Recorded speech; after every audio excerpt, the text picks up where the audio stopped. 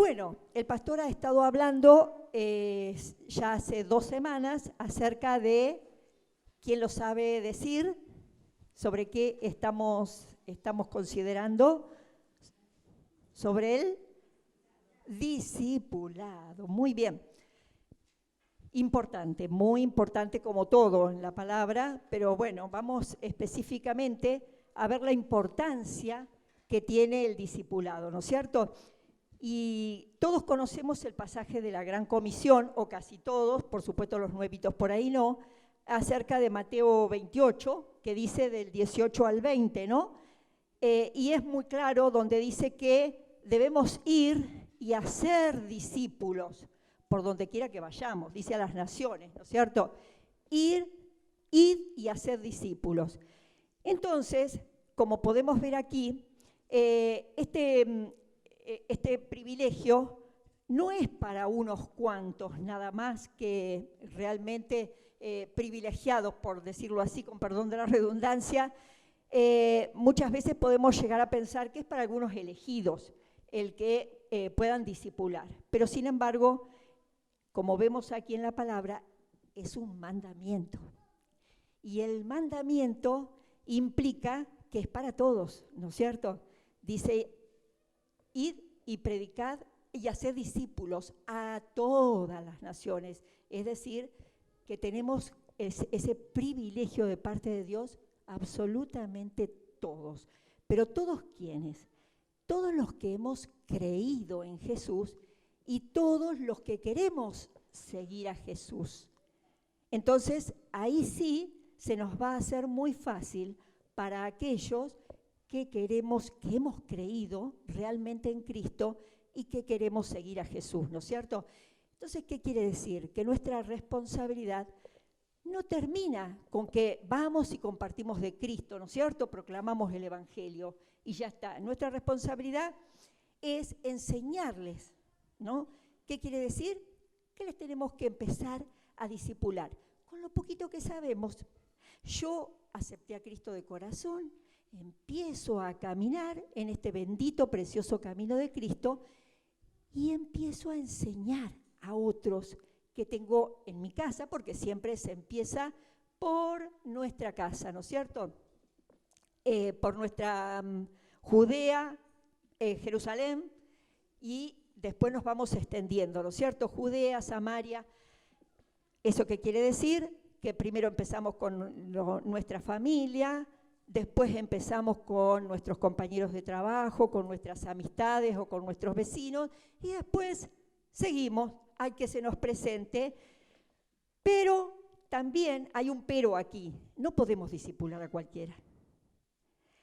Nosotros, Dios nos va a dar el discernimiento para saber, como bien decía el pastor la semana pasada, tenemos que aprender a ver quién es esa persona que quiere seguir a Cristo, esa persona que ha aceptado a Cristo. Entonces, como podemos ver, el discipulado es la mejor herramienta, el precioso instrumento que Dios nos ha dado para poder enseñarle a otros, ¿no es cierto? ¿Para qué? Para que no se debiliten, para que no estén ahí raquíticos, ¿no es cierto? O también pueden llegar a morir aquel nuevito que recién se comprometió, hizo la oración de fe y finalmente si nadie le enseña es como que no entendió nada y puede llegar a morir ese nuevo creyente, ese nuevo nacido en Cristo. Como vemos entonces es nuestra responsabilidad poder estar allí enseñándoles. También podemos creer que se las puede arreglar solo, ¿no es cierto? Lo dejamos ahí como a la deriva y seguramente que no va a poder crecer. Siempre me recuerdo cuando Katy nos habló justamente de este tema y me quedó tan patente que decía, el nuevo discípulo es como un bebé, es un bebé en Cristo y es como dejarlo, si no lo discipulamos, si no lo ayudamos, es como dejarlo en el medio de la avenida. ¿Qué le va a pasar? Cualquier cosa le puede llegar a pasar, ¿no es cierto? Lo peor, más vale que le va a pasar.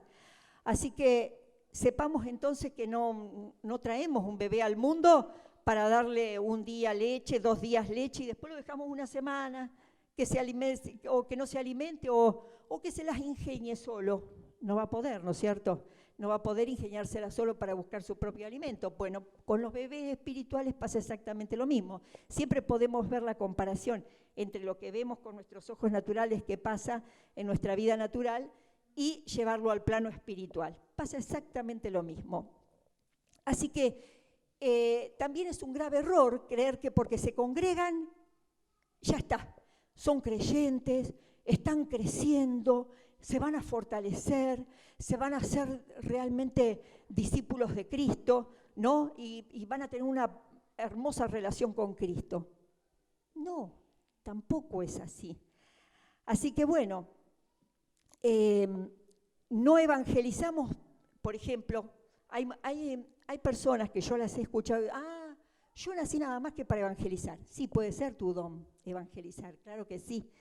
Pero a alguien, Dios te va a dar la posibilidad de discipularlo, ¿no es cierto? También lo vamos a discipular a todos, pero siempre hay una persona a quien nosotros nos vamos a encargar. Es nuestro deber empezar a discipularla. Distinto es en nuestra casa, que podemos discipular a 2, 3, 4, ¿no es cierto? Pero afuera es bueno ver, a ver qué personita que Dios nos muestre realmente si ha aceptado a Cristo, si quiere seguir, como decíamos, en el camino de Cristo, si quiere seguir tomado de su mano, y entonces empezar a acompañarlo. Y lo lógico en este caso, ¿cómo sería? Utilizar más o menos las herramientas que utilizó Jesús con sus 12, ¿no? ¿Cómo fue Jesús como discipulador? Jesús principió su ministerio cuando en Isaías 61, del 1 al 2, lo dice claro que él estaba predicando, tuvo que predicar lo que decía en Isaías en el rollo, ¿no? que le dieron para compartir en la sinagoga, y decía que fue, a ver si, porque no traje los anteojos y siempre me pasa lo mismo, si alguien puede leer Isaías 61 del 1 al 2. Bien fuerte, el que lo...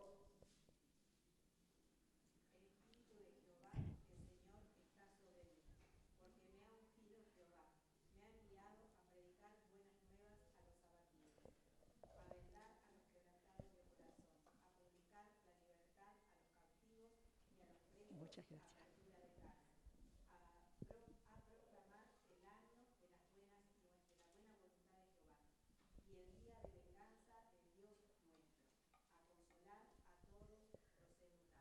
Bien, muchas gracias, Paula. Cuando terminó de leer, dijo, esta escritura se empieza a cumplir a partir de hoy en presencia de ustedes. Y ahí principió su ministerio. Él no tenía mucho tiempo, tenía que preparar muy rápidamente a sus discípulos. Nosotros no sabemos tampoco el tiempo. Lo primero que tenemos que hacer, ni bien conocemos a Cristo, rapidito nomás empezar a ver a quién podemos empezar a acompañar en este discipulado. ¿Y cuáles son esas características del modelo de Jesús? La primera sería caminar junto a otros, ¿no? Un proverbio africano dice que si nosotros queremos ir rápido, que vayamos solos, pero si queremos ir lejos, que vayamos junto a otros, ¿no? Así que nosotros queremos llegar lejos. Queremos llegar, como bien lo estamos haciendo en esta bendita iglesia, a localidades y bueno, y queremos ir por más, ¿no? Provincias, naciones, a eso hemos sido llamados como iglesia. Por lo tanto, si queremos ir lejos, empecemos a ir con otros. Es pérdida de tiempo, digo yo, cuando vamos rapidito a hacer, como decimos, un mandadito y lo vamos a visitar a fulano y vamos solos. No desaprovechemos ese precioso tiempo. Ese tiempo vamos a ir acompañados con alguien, porque a ese lo vamos también a ir instruyendo. Mientras vamos creciendo, también va creciendo el que va conmigo al lado. Así es como se hace más rápido el hecho de predicar el Evangelio, ¿no es cierto? Y hacer discípulos. En Marcos 3:14, Dios eligió a sus 12 para acompañarlos, ¿no? Y Jesús los eligió para que estuvieran con Él y no solo aprendieran su ejemplo, sino que también aprendieran cómo era Él, con sus fortalezas, con sus debilidades, que muchas veces las queremos esconder y creernos que somos omnipotentes. Y no es así, no nos tienen que ver así, porque ¿saben qué? Eso amedrenta también al discípulo más jovencito que recién están haciendo. No le hace bien el hecho de nosotros mostrarnos como que ya Dios terminó la obra. Si Dios termina la obra, ya nos lleva. Así que la obra Dios la va haciendo permanentemente, no solamente con nosotros, sino con la persona que está al lado nuestro. Y no entonces solo van a aprender esa enseñanza cotidiana, sino que también van a ir, se va a ir forjando ese carácter, ¿no? En cada uno. Pudieron ver, fíjense que Jesús cuando los convocó, que vieron, hablando de fortalezas y debilidades, que Él también las mostró así tal cual. Fíjense que por un lado hizo milagros, les mostraba la multiplicación de los panes y los peces, cuando caminaba sobre el agua, pero también les mostraba sus debilidades, cuando lloró por su amigo Lázaro, ¿no? Cuando se enojó en el templo y también, porque muchas veces, ¿saben qué pasa? Nos pueden llegar a ver a nosotros enojados. ¡Ay, la líder Arlene, ¿saben lo que? O el pastor, ¿no saben? No, a Jesús también le pasó. Es parte de nuestro carácter que tiene que seguir siendo transformado y es parte de debilidades que cada uno tiene. Entonces, mostrarlas. ¿Por qué no mostrarlas? Porque, vuelvo a repetir, también le hace bien al que es nuevito. Pero también hermosa enseñanza nos dejó cuando Él invitó a sus discípulos a que le compartieran qué decía la gente de Él, qué opinaba la gente de Él. Y bueno, los discípulos, por supuesto, que le dijeron la verdad. Algunos dicen que sos profeta, otros, bueno, Juan el Bautista, Elías, ¿no? Otros que sos maestro, otros curanderos. Él se inmutó por eso. ¿Le importó lo que dijeran los demás? No. Él no argumentó, no se defendió. Por eso tengamos también nosotros cuidado en esto, como decía también el pastor la semana pasada, de ver entre líneas, ¿no? ¿Qué es lo que nosotros tenemos que ver? ¿Qué es lo que nosotros tenemos que discernir? No defendernos porque la gente va a decir cosas. Y si no lo conocen a Cristo. Entonces, yo no me tengo que poner mal por eso, pero sí, Jesús en ese momento preguntó, ¿qué opinan ustedes? ¿Quién soy yo? ¿Qué le interesaba a Él? Saber qué opinaban sus discípulos de Él. Eso es lo importante. ¿Cómo estamos nosotros delante de Cristo para poder para poder estar enseñando las verdades, ¿no? del Evangelio? Y ser sinceros, por supuesto, ¿no? Así que ¿estamos dispuestos a escuchar las opiniones que se tienen sobre nosotros? Vuelvo a repetir, no nos defendamos porque es Dios que nos defiende. Y además, sepamos que el Evangelio es un tesoro en vasos de barro. Nosotros somos esos vasos de barro. Así que siempre vamos a estar en permanente crecimiento y cambio, por supuesto. Una segunda característica es formar vidas, ¿no es cierto? Y en este caminar juntos, la formación de una vida es un proceso continuo, ¿no? Cotidiano, continuo, dinámico. Jesús les enseñó a orar, pero también oró con ellos. Jesús les enseñó a perdonar, pero también Él perdonó. Perdona a los padres, no saben lo que hacen. Él también perdonó. Entonces, el discipulado no solo es enseñar, sino es vivir, ¿no es cierto? Vivir esas enseñanzas, que no sea teórico, sino que nos vean estar haciendo. Eso es lo importante. ¿Qué quiere decir? Traducido, voy a una casa y no oro, y no me van a ver orar. Charlo nada más de lo que le pasa, de lo que le pasó, o bien sucedió algo y saben que yo no estoy haciendo un esfuerzo por perdonar, pero no, ni ahí que se me ocurre perdonar. Si yo no soy modelo, menos va a poder serlo el que va conmigo, ¿no es cierto? Así que sepamos que en el discipulado afloran tanto las virtudes como las miserias, ¿no es cierto?, que podamos tener. Así que la vida se va formando, ¿no es cierto?, del discípulo cuando se comparte junto el discipulador y el discípulo. Si no, no va a pasar nada, vamos a estar retrasando la obra, ¿sí?, como decíamos antes. Una tercera característica del modelo de Jesús es ver el producto final, ¿no? Jesús veía el modelo terminado en cada uno. ¿Y cómo los trataba entonces? Los trataba de acuerdo a esa visión que él tenía, ¿no es cierto? ¿Qué pasa? Si nosotros no miramos de esa forma, vamos a empezar a ver los defectos y los vamos a etiquetar y los vamos a marginar. No, le falta tanto. No, ¿aceptó a Cristo? ¿Está queriendo seguir a Cristo? Esforcémonos por ayudarlo a que crezca, a que vaya creciendo. A él no lo desanimaron las características, ¿no es cierto?, personales o los distintos temperamentos que los discípulos tenían. Había discípulos que eran renegones, rudos, temperamentales, ¿no es cierto? Había otros tímidos, ¿no? Yo tengo un ejemplo de alguien que no podía ni saludar mirando a los ojos y hoy es una bella predicadora. Entonces, Jesús los eligió, supo ver a quién elegía. Por eso vuelvo a recalcar, sepamos elegir a quién vamos a discipular, porque a lo mejor estamos discipulando a alguien que no quiere o que todavía ni siquiera aceptó a Cristo, pero creemos que porque se congrega, como decíamos al principio, y eso no nos tiene que decir nada, o porque ora bien, pero es capaz que ora bien y ni aceptó a Cristo, o conoce la palabra bien, pero tampoco ni nació muchas veces. Entonces, eso es lo que tenemos que ver.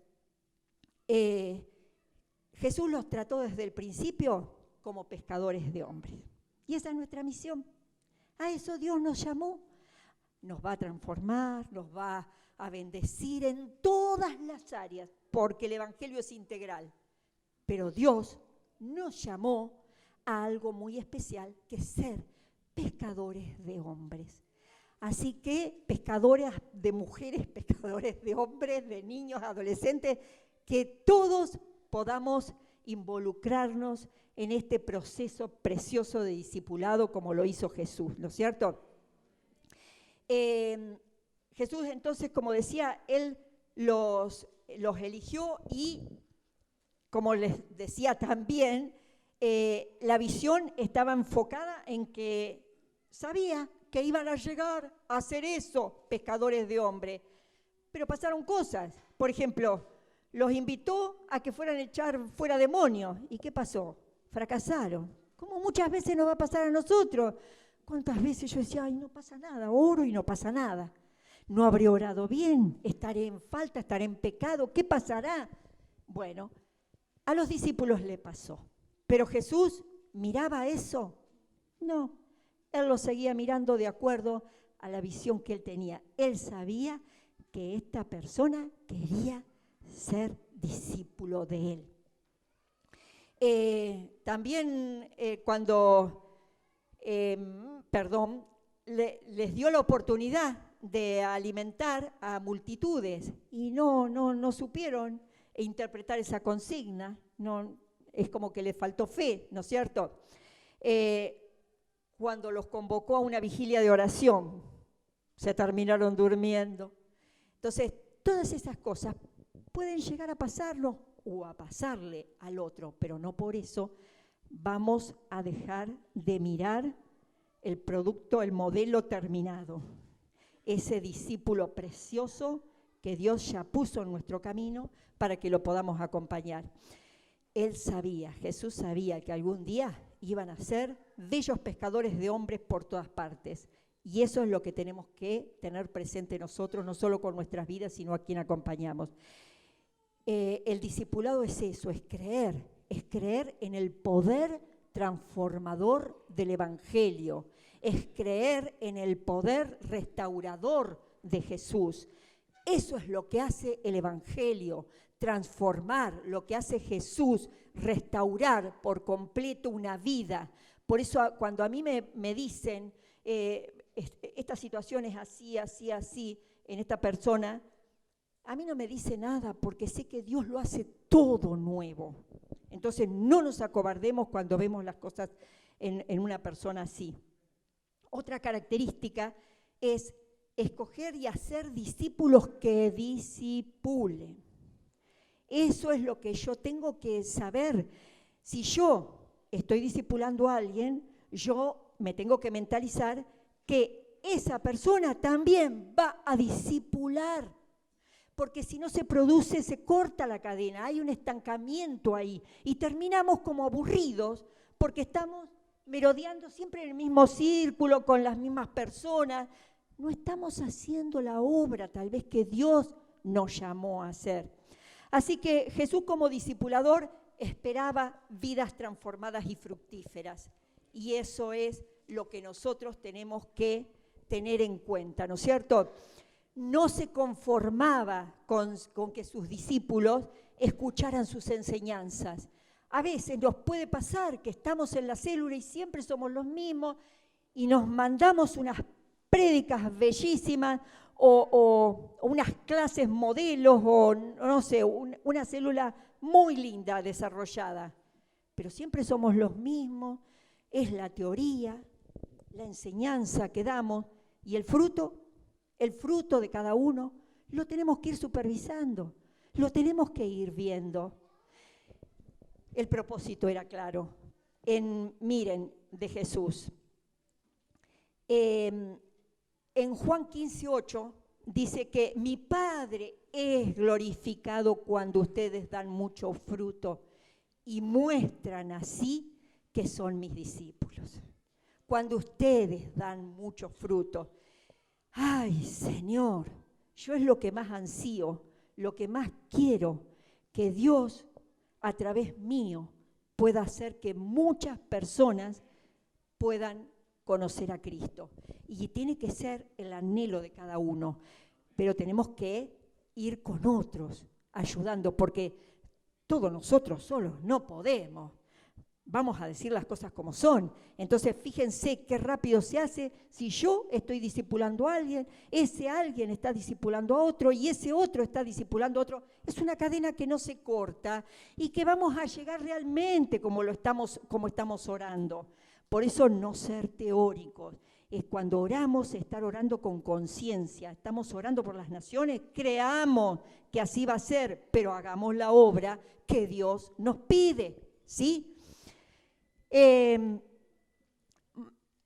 Mayor amor va a haber entre nosotros cuando hay estos frutos, ¿no es cierto? Esta relación que se produce entre el discípulo y el discipulador. Va a haber mayor amor, va a crecer el amor, no solamente en mí, en los otros. A veces es como que parece ser que solamente puedo amar a 2 o 3 nada más, a los que veo, a los que conozco bien y nada más. Después a los otros, como que, ¿para qué los voy a saludar si ni los conozco? Sí, Dios empieza a obrar y yo, personas nuevas que conozco y yo tengo que ir corriendo a verla. Dios empieza a desarrollar ese amor entre nosotros y con los demás y con los de afuera. ¿Amor para qué? Para crecer en esto de decir, Señor, si yo sé que el Evangelio es poder transformador, no me importa que las personas afuera se estén muriendo.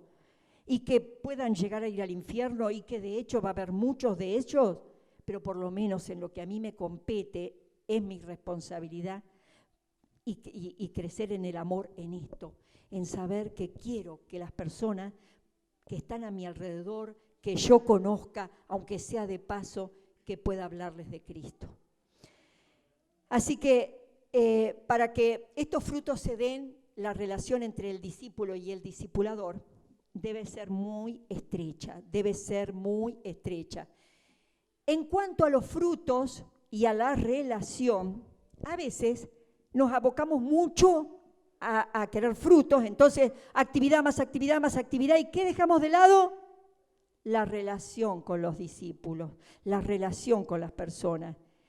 O a veces puede suceder que nos enfocamos mucho en el discipulado, en la relación con ese discípulo, y formamos un círculo tan cerrado que nos quedamos ahí y no salimos y no damos fruto. Entonces, que verdaderamente podamos, que haya una buena relación entre lo que es el fruto y la relación con los demás, ¿no es cierto? Ambos son esenciales, pero no puedo priorizar una sobre la otra, ¿no?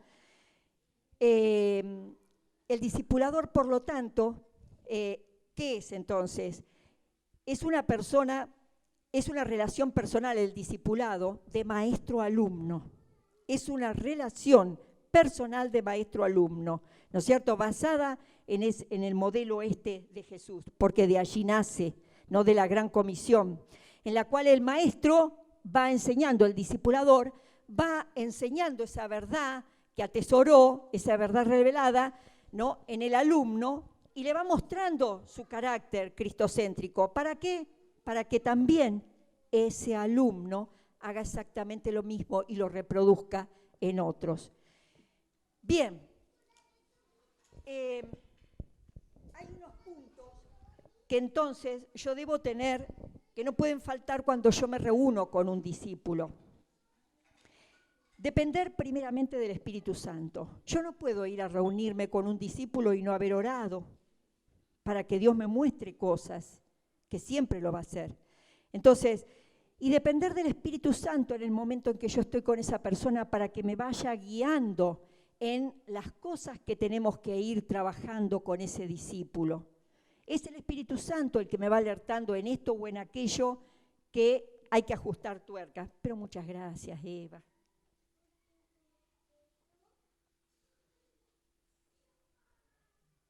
Perdón. Las entrevistas tienen que ser periódicas. Yo diría semanales, pero hay acá discípulos y yo me comprometo también que a veces no puedo cumplir, me pongo mal si después no puedo cumplir con la palabra. Entonces digo, al que le da el cuero, semanales, sí. A veces pueden ser un poquito más espaciadas, pero las entrevistas tienen que estar para ir conociéndonos, ¿no es cierto? Para que se pueda ir dando esa integración con ese discípulo, ¿no? Y no solamente el hecho de ir a visitar. Después sí, entrenarlo, ¿no es cierto?, para salir a hacer visitas juntos. Y entrenarlo es decir, bueno, mirá, si vamos a orar y se nos presenta en esta casa una persona que, bueno, en definitiva, no importa si está o no está embichada, como dice el pastor, endemoniada, el hecho es que no oremos con los ojos cerrados. Y hay muchas cosas que se las tenemos que ir compartiendo también, ¿no es cierto?, enseñándole. Establecer ese vínculo de confianza entre el discípulo y el discipulador. Es importantísimo, porque si no, ¿saben qué? Se produce nada más que algo meramente, como se diría en el comercio, algo comercial, y no es así.